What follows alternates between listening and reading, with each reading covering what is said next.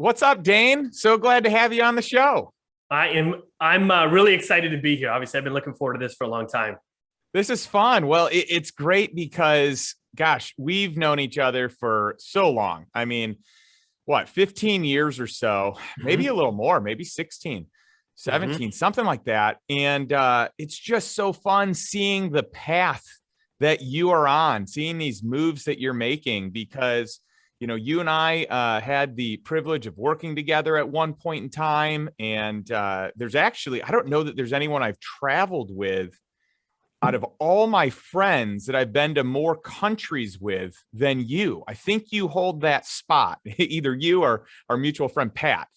Well, Uh, it, I'll be happy to keep that title. yeah, for sure. Right. I mean, we've been all over the globe together, which is cool.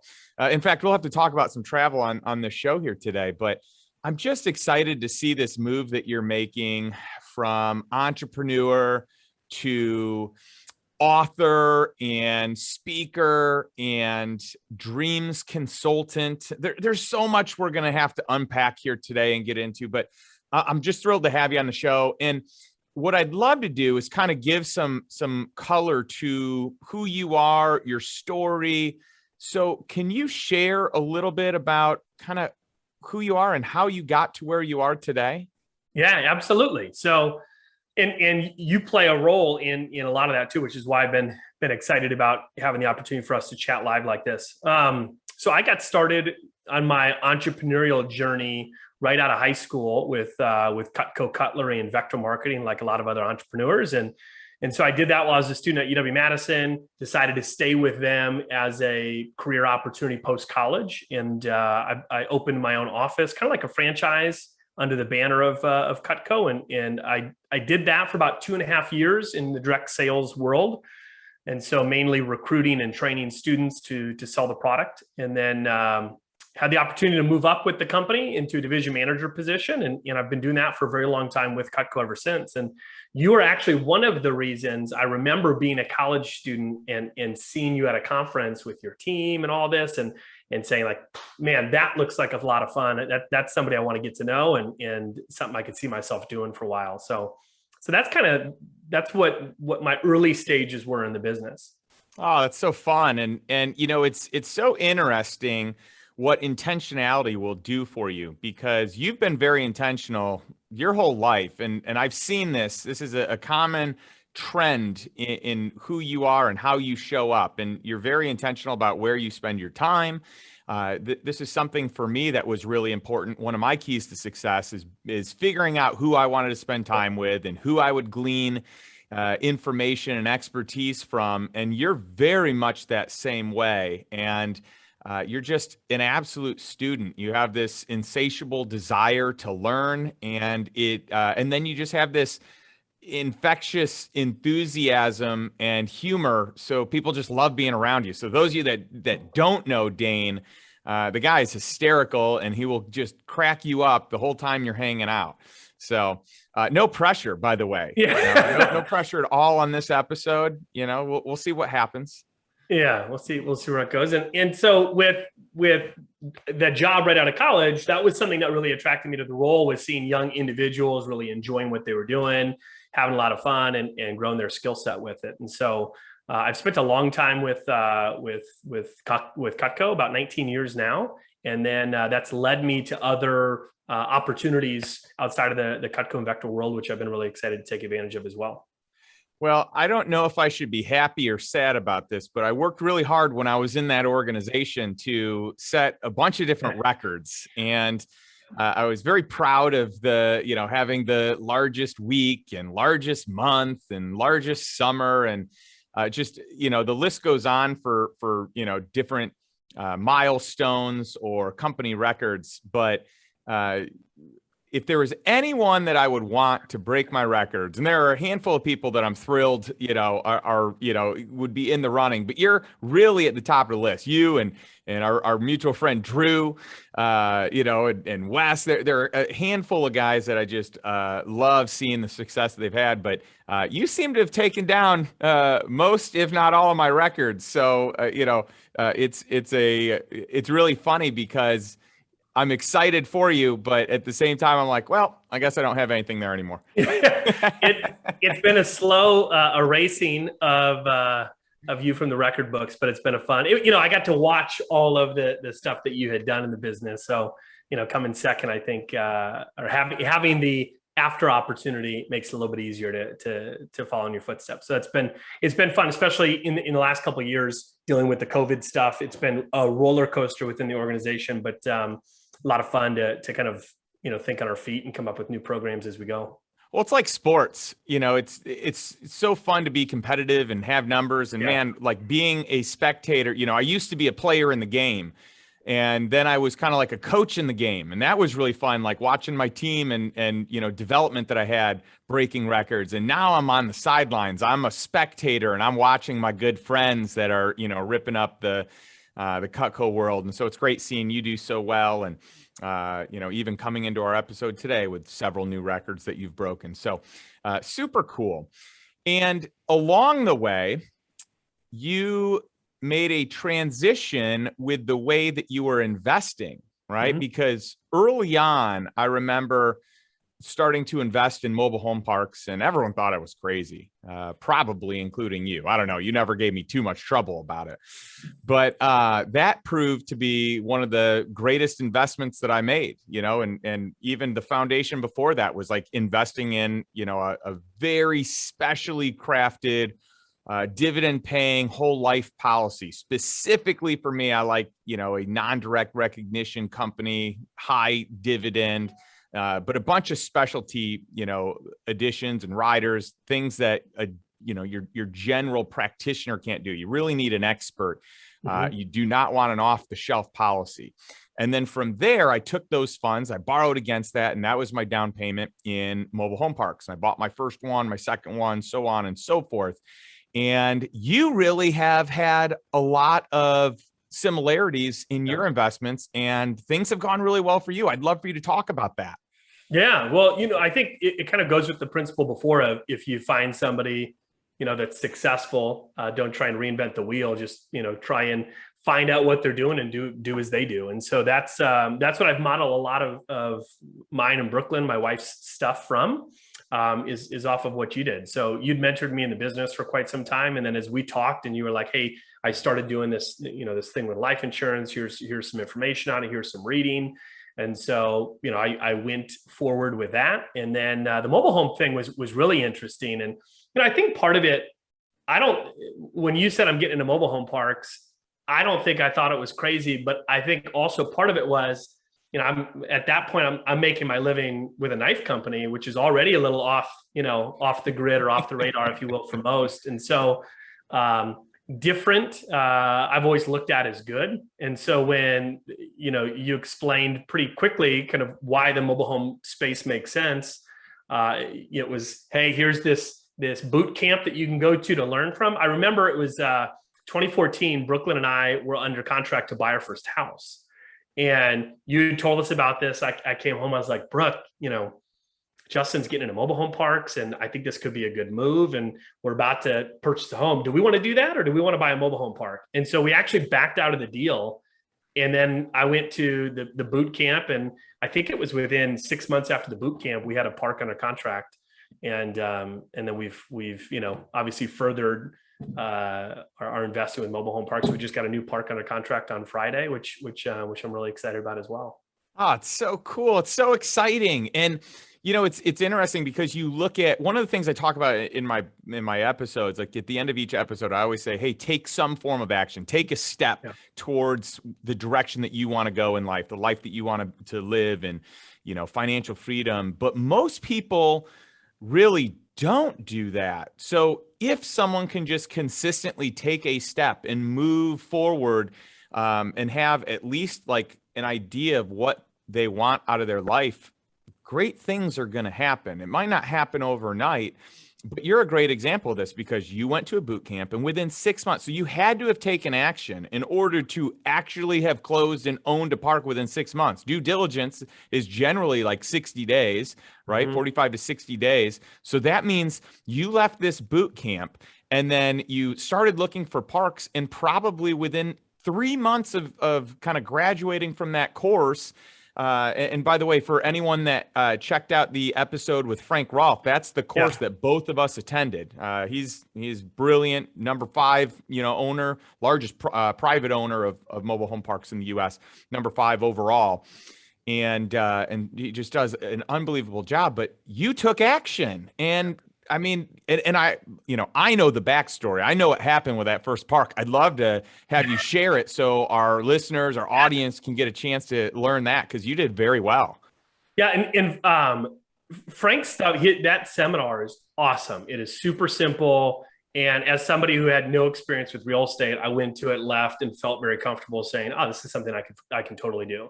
And I had my father-in-law is fantastic, and he's always basically been up for.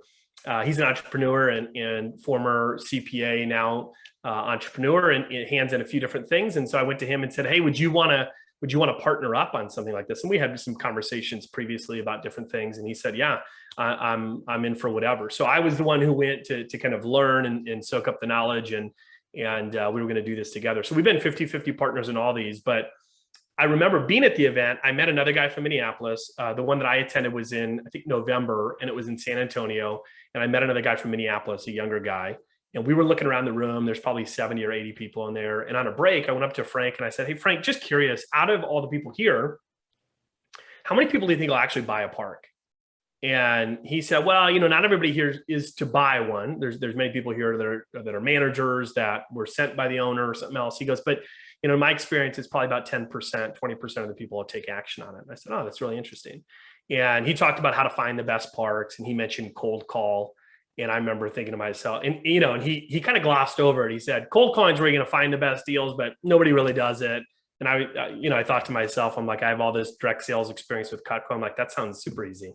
So I got home December, January. The first couple of weeks are kind of busy with Cutco. And so I had picked a date that was going to be my first sit down and rip through some calls. And on my first call session in January, mid-January, I reached a secretary to an owner. And that was the park that we ended up buying. It was my first sit down of calls. And the guy was great. So I was very open with him. Hey, looking to buy my first park. And the guy didn't have any tax returns on the park. And so we had agreed on a price. I went to get financing, couldn't get any because there weren't any, all his tax returns showed 0. And I went back to him and said, "Hey, I don't know what to do here." He goes, "Well, I've bought parks without tax returns." I'm like, "Oh, I'm down to buy the park. Help me out here." And he goes, "Go to this bank."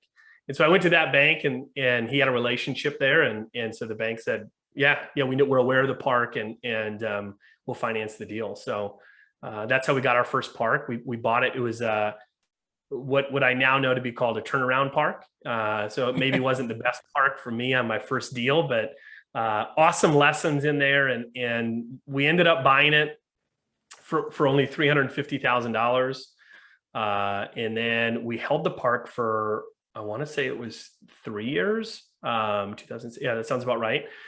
And during that time, there were some, water issues like a lot of parks, and we were trying to do some of the things that I had no experience in. And hindsight being 2020, I wish I would have purchased a different park for my first one, but it was, it is what it is. I learned a lot of great lessons from it, and we were able to sell it for I think it was $550 or $575 a couple of years later. And we didn't put any additional funds in other than the profit. So nothing else out of pocket on that original purchase. So that was our first experience. And so we messed up a lot, but we still, had a great return. And so at the end of that, we're like, well, we want to do it again. We just, maybe not a flipper park. And that park, that guy, Nick Najar, sent me a listing to a park for sale a year later. And it was that park. And he goes, "Is this near the park that you own?" And I said, "Actually, that is the park I used to own." The guy had basically came in and did all of the things that we should have done. And he did it in 1 year, and he had it listed for a little over $1 million.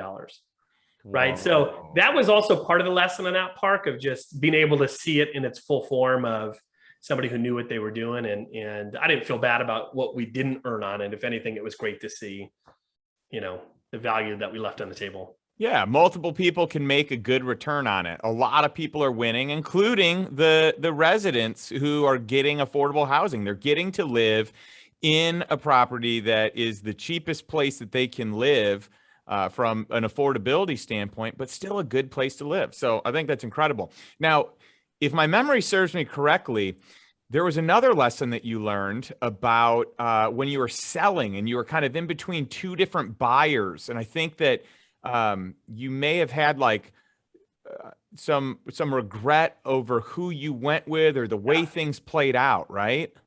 Yeah. So there was a lot that I learned in there. I listed it on my own, tried to do for sale by owner. I listed a mobile home park store, and I think it was something like, God, the number is a little foggy, but it was over 100, maybe 100 to 130 calls and emails within 24 hours of listing that park. Wow. And it was, it's in Omaha, Nebraska. It was so great area, right near the airport. So prime location, but I was overwhelmed in a big way, like sifting through and kind of deciding who should I go with, who should I not. A lot of big offers, obviously, and being able to determine what was real, what was not, and who's just trying to lock it up, and who's the serious buyer.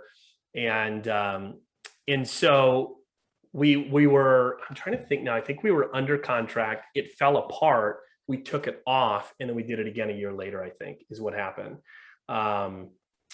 But we went with somebody who had not seen it, and we had an offer from somebody that had walked the park. And that, to me, it wasn't a big enough dollar amount difference. I should have gone with the person that had actually had eyes on the park and had seen it, because I knew that it was in rough shape. And so that was a regret that I had, chasing the extra 25 grand or whatever it was in the deal, as opposed to somebody that I think, could take it to the finish line. Yeah. And what it turned out probably would have taken to the finish line for more, Yeah. right? After, some renegotiation. So great lesson, great share. Now, I want to give a shout out to your business partner, Jay, also your father-in-law, Yeah. because, well, first of all, it's cool that you can be in business and do investments together. I think that's awesome. What a great way to bond. But secondly, as an entrepreneur, he not only owns like used car lots and companies, but he has an incredible number of restaurants, a pizza restaurant business, several locations. That's just incredible. So feel free to, for our audience that's in that area, I'd love for them to know about it. Yeah. So he's a part owner in Pitch, which there's two locations in Omaha. Pitch Pizzeria. It's fantastic, and it has pizza on it, but it's so much more than that. I never order the pizza when I go because there's so many different options. But there's two locations in Omaha, and they have a third location that opened up in Scottsdale maybe 4 or 5 years ago. But they're great. Yeah. I love it. I love it. Well, one of the things I for sure think we should talk about today is our love for travel. You and I love to travel. We've taken many trips. I mean, we've definitely been to, probably 15 to 20 different countries together. And so, some of this time was as single guys, right? Just kind of prime of our professional lives. Yep. And then other times this was as couples. We have our spouses with us, and we'll take these fun excursions. I mean, we've been all over the world. So where did this love for travel come for you? Because you just got back from a long trip. You're on like a 3-week road trip. Yeah, I traveled growing up, but it wasn't. It was mostly road trips, right? So, and a lot of our road trips were to North Dakota, so not necessarily like the amazing destination, but that's where our extended family lives. So we would go there, and so I don't think I was really exposed to a ton of travel growing up. But then in the Cutco world, there's tons of rewards trips that I think a lot of sales organizations have. Cutco does it great when it comes to that. And so there were, annual trips for this, annual trips for this. And so, qualifying for those right out of the gates, and then always putting on with you, right, a little extender on the front end or the back end to check off a few extra countries. And so that's where it started. And then I think it's just never stopped since then, right? And so it's been something that's just continued and been a part of my individual life. Now my life with my wife and our kids too. Elin, I think she's got, I don't know, 8 or Savannah probably has many more, but Elin has 8 or 9, I think, punches on her passport in terms of different places. It's kind of slowed a little bit the last couple of years, unfortunately. But yeah, we just got back from a 3.5 week. This has been on our dreams list for a while, but a 3.5 week camping trip. We're rookie campers, and my wife, you know her well. She's got a quick trigger for exciting things. So last fall, she goes, we were like looking for campers to rent, and she goes, I'm going to buy an Airstream. And I said, what? We don't even know how to camp, let alone I don't. There's so many parts of this that I am ill-equipped for. And she goes, I'm going to buy an old one and I'm going to gut it and redo it. And I said, okay, there's a whole nother layer now that we are also not experienced with.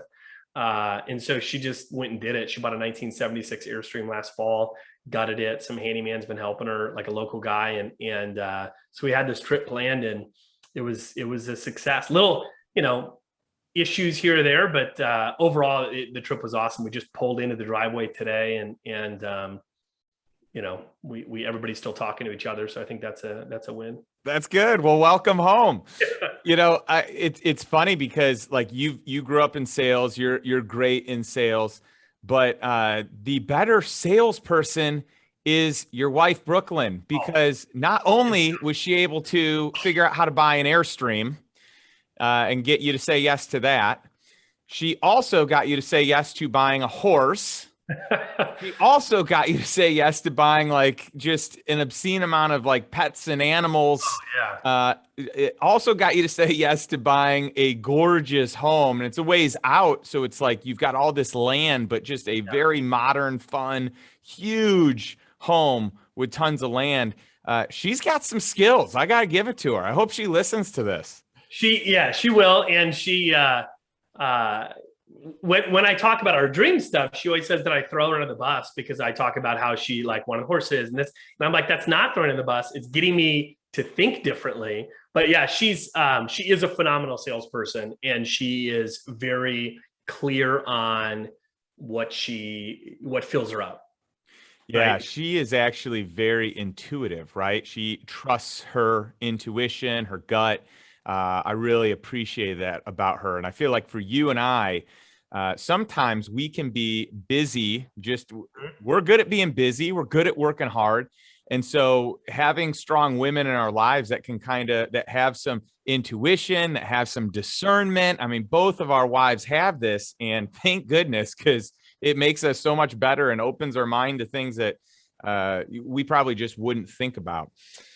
Yeah. You've mentioned something a couple of times, and this is the main purpose for the call today, because it's what I believe you are the best at, the most skilled at. But you mentioned your dreams list, and you and I had the opportunity to kind of learn about this and create one of these, our first one together back in 2006, if my memory serves me correctly. I think October of 2006. 2007. 6 was Banff. Okay. 7 was Orlando. Yeah. All right. So 2007. And because I have my original dreams list where I made, 100 dreams, on the spot, and then just kept adding to it from there on. So since 2007, I literally have a list that's just this ongoing tally.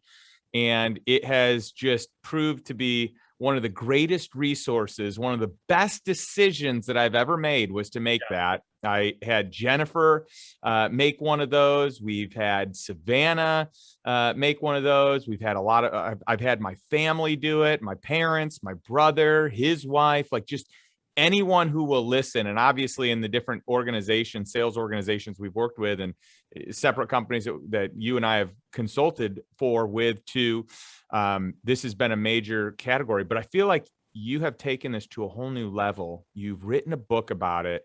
I want to know how that came about, just your love and passion for this.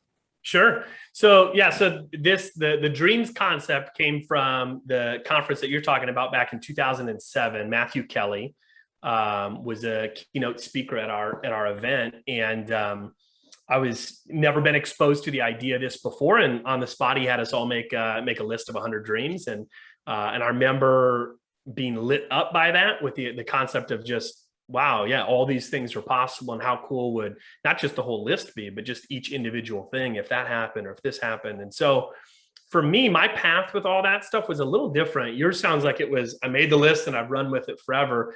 I remember taking mine home, introducing this to my sales team. I think I was 24 at the time, and everybody was excited about it. And like a month later, I didn't really do anything with it again. And it kind of just lived on my computer. I had some moves with work, and was in 2012 was making a lateral move, same role, different territory, to the Twin Cities. And I was trying to be really intentional about the culture that I wanted to set up. Since I had started 2 businesses at that point, this was going to be my third, kind of teams from scratch. Culture was something that I don't think a new business owner thinks about a lot or gives a lot of thought to. It typically takes maybe having not the ideal culture for you to recognize how you got there, and maybe how to have something more intentional and more exciting. So when I was making that move, I was reading a lot that year about culture, and I kept coming back to the dreams thing. And I said, this is what would excite me on a regular basis. And so I'm going to dive back into this. It's going to be our new culture for the team. And so Brooklyn and I, who we were dating at the time, but we really kind of went all in with that concept. And that was the year that we had our first kind of New Year's Eve, where we went through our dreams list, planned out the next year. Kind of, we've been doing that annually now, which is awesome. And then I started implementing at work, and then it from 2013 has really evolved into what it is today. And now we have a full-fledged program of helping people create their dreams list. And, we made a list of 100. I just got done running one of these in early August, and the average person had about 275 on their list. And so it's just this massive list of places you want to travel, things you want to do, experience, work, accomplishments or vocational things, and financial, family, spiritual. And so it's not all a check it off the list thing, but it's very much a menu of how somebody can intentionally live their life by design. And so that's where it started. The book came a lot from your prompting. So, and so I was excited to be able to have the opportunity to talk about this and give you credit for being really the, I don't know if you want to call it kick in the pants, or just like, hey, you need to do this. Writing a book has been on my dreams list for a long time, but in my mind, it had always been a later in life, when I've got all the time in the world. And we had the opportunity. I tell the story because it's funny, but COVID had been going on for 4 or 5 months. I'd been working all on Zoom for that entire time. Work was stressful, but good. And my wife said, she pulled me aside one morning, was like, hey, don't take this the wrong way, but you've been a little bee lately, fill in the blank. She used that word. And I was taken aback a little bit. And she goes, you've been complaining a lot. I think you need to go do some manly things. So I'm going to send you to Montana to some resort thing. I've already got it figured out. I've already called Justin, and he's going to go with you. And so I couldn't be upset with the comment, because she had already booked a trip. And I said, all right. And so that led to us going into Montana in September, to an awesome resort. It wasn't, I joke, it's not like we did a ton of manly things. It was more, we just kind of hung out and ate great food and drank great wine. But we had some time, and you had just been launching your stuff, and I was massively motivated by that. You were on fire with just excitement of everything that was going on. And you said, you've got to write a book. And I said, well, on what? And you said, the dreams thing. That's your thing. That's always been your thing. And you've got to do it. And here's how you can do it. And so I remember coming home from that, talking to Brooklyn and saying, Justin thinks I should do it now. And this is why Brooke is so great. There was zero hesitation. She was like, yes, now. And so I said, you understand there's a lot of commitment here, time, finance, like the whole thing. And she's like, doesn't matter. You need to go do it. So that's it. So it started almost a year ago, this process, and the process has been going on for a long time, but the book itself started about a year ago, and here we are. That's such an incredible story. And thanks for sharing it. I'm so honored to have a role in it, because for any of my friends, especially my close, dear, friends that I want to see all the success in the world, I just love when they take action and just do things. But I think you made a lot of guys or spouses jealous with how cool your spouse is that she booked you a trip and said, go get out of here, go do manly stuff. And for the record, we did like a few manly things. I'd like to point out that we sawed a Yes. log, like a tree, right? I got it over here in my office. Yeah, I mean, that's the first time I've ever done that. And we obviously did some archery and I mean, there were a bunch of other things, saw a bunch of wildlife. I mean, what a cool place. Montana's gorgeous. And, you know, we went to this ranch, but it was really a luxury ranch and they had some incredible wine. And we ended up doing this awesome wine tasting with their sommelier that basically gave me the ability to pick a lot of the stuff that we had. Which was fun. So it was a great trip. But again, it gets back to this whole idea, Dane, that you are a guy that takes action. You hear something and you don't. I mean, maybe internally you question it for a little bit and say, "Is this right? Is it not? Should I move forward?" But you make a decision and then you do it, and it's so cool to see just how you've been blessed in your life because you are all in. And by the way, what if you did it and it failed? Yeah. You're not really worried about that. You're like, all right, I'm just going to do it and we'll see what happens. And I want to encourage our listeners, those that are watching, that's it. Like it may fail, but you won't have any regrets trying it. And likely you're going to learn a lot of lessons along the way when you try it. But the odds are pretty good that it'll probably work out well.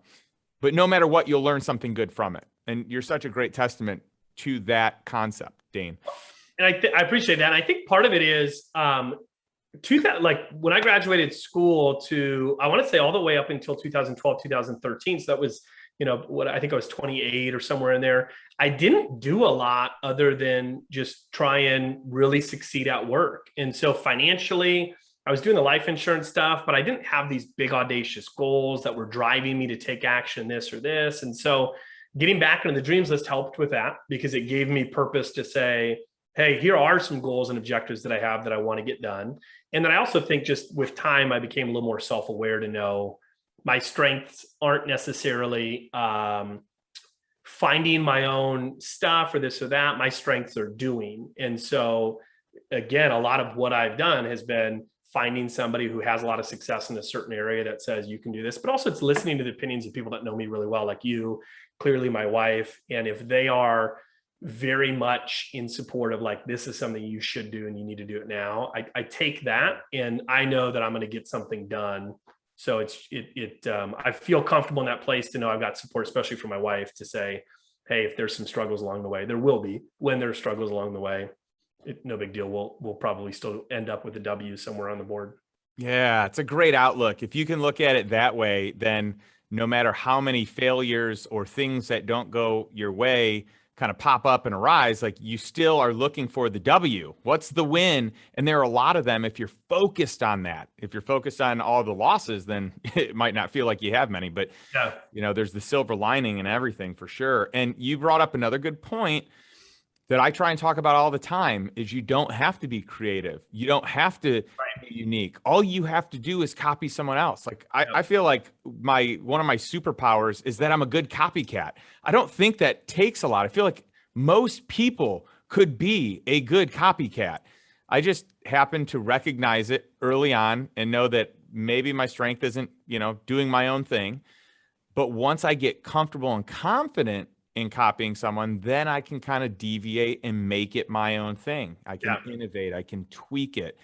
And so I love that you recognize that early on and you said, all right, well, this person's doing something that I like, or, you know, they're successful. I'm going to pursue that. And again, it goes back to your intentionality. I'm going to put these people in my life. I'm going to surround myself with the people that I want. I might not even be on their radar. I remember this with some of my friends today, like dear friends, but I wasn't on their radar at all. Like they didn't even really know who I was, but I intentionally placed myself in their lives time and time again, whether it was finding a way to serve them, hook them up with something, connect them to someone else, just add value, just be around. And that has been a huge positive in my life. And I know it has for you as well. I think with the community, if I can add one thing with it too, like the putting yourself in proximity, right? So the Front Row Dads community, which we're both obviously a big member in, and it's a big part of our lives. That for me has been a really big. When you brought up the book, I thought of, and I don't think this would have been the case 5 years ago, but I thought of who do I know that's written a book and it's gone really well, and it's I could go down the row and there's 5, 6, 7 guys that are in Front Row Dads that it was like, oh yeah, this guy, this guy, this guy, this guy. And that made me feel a lot more comfortable of, yeah, there's no reason, not only can I do this, but I can do it well and have it succeed. Yeah, that's awesome.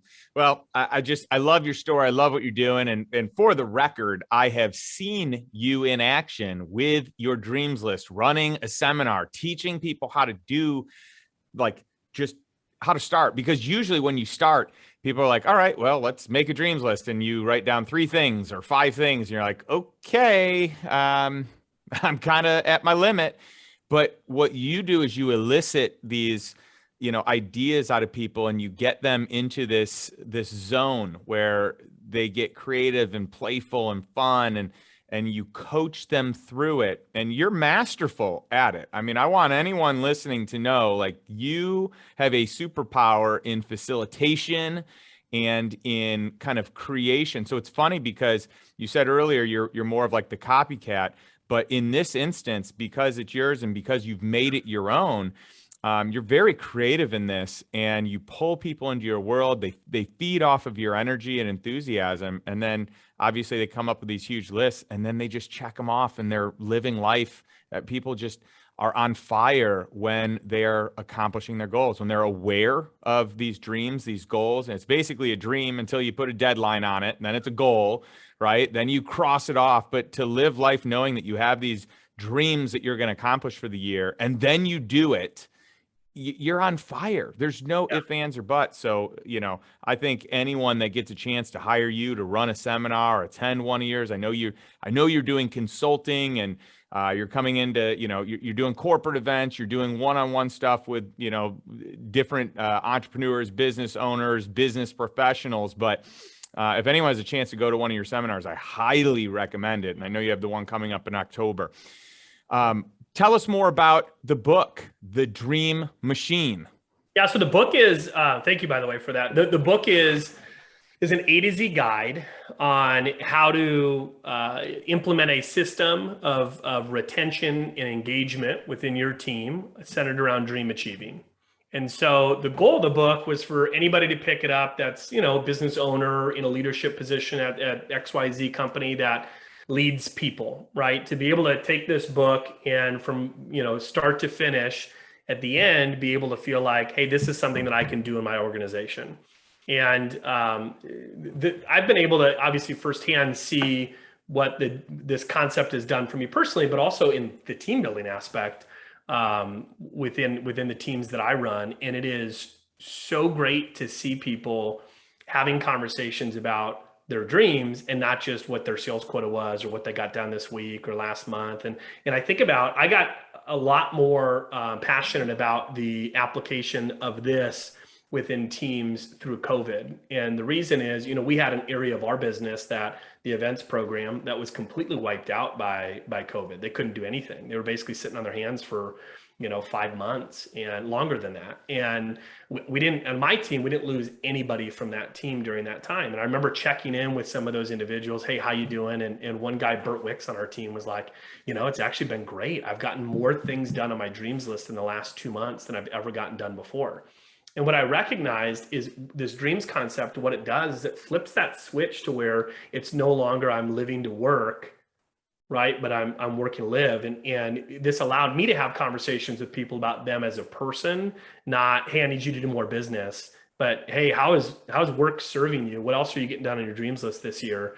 And so it wasn't I think there's a lot of people that struggle with, how do I engage with somebody outside of the work world, right? And a lot of your listeners probably lead teams and are in leadership positions. And this just gives you that dialogue to be able to say, hey, last time we talked, or the last dreams exercise we did, there's a couple things on your list. How you doing on those? And there's a lot more to it than that. But what's been cool with the book is I've been able to now see all the different applications with other businesses.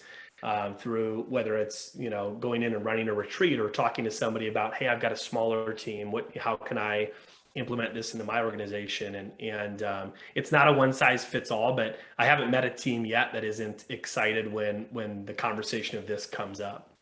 Yeah, by the way, I'm so excited to hear about Bert. What a wonderful guy. And it's great that he's living a life full of his dreams.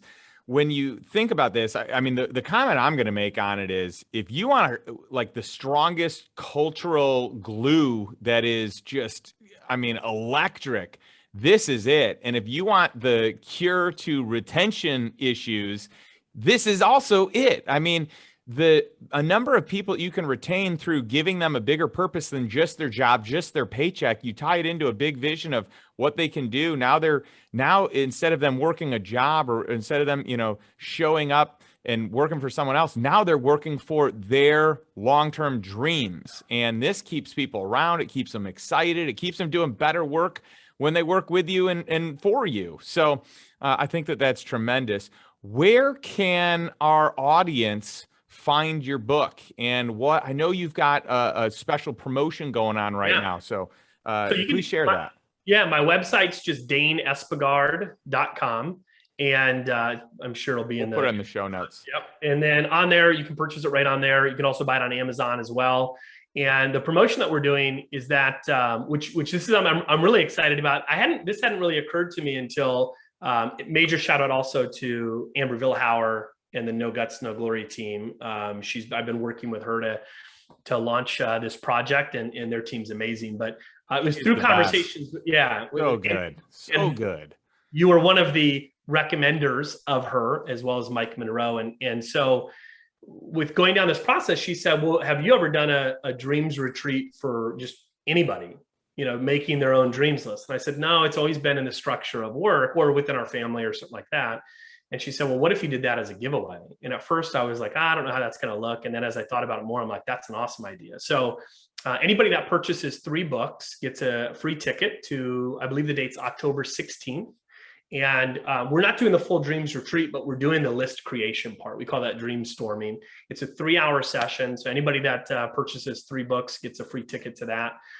To make their first ever dreams list to hopefully, have for the rest of their lives and be able to use as a menu like you and I have.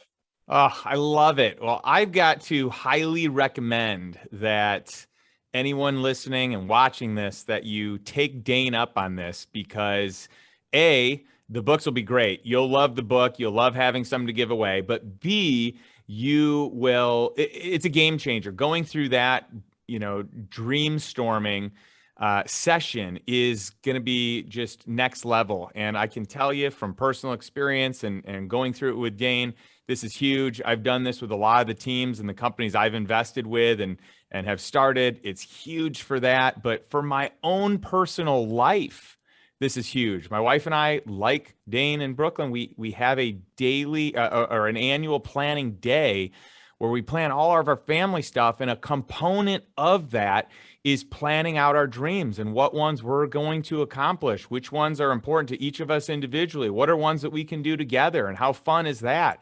Having a list of places that we want to travel, just destinations that, are on this list that we can cross off. It just makes life so much more exciting, especially in some of the weird times that we're living in right now. I feel like there's no reason to not make life more exciting.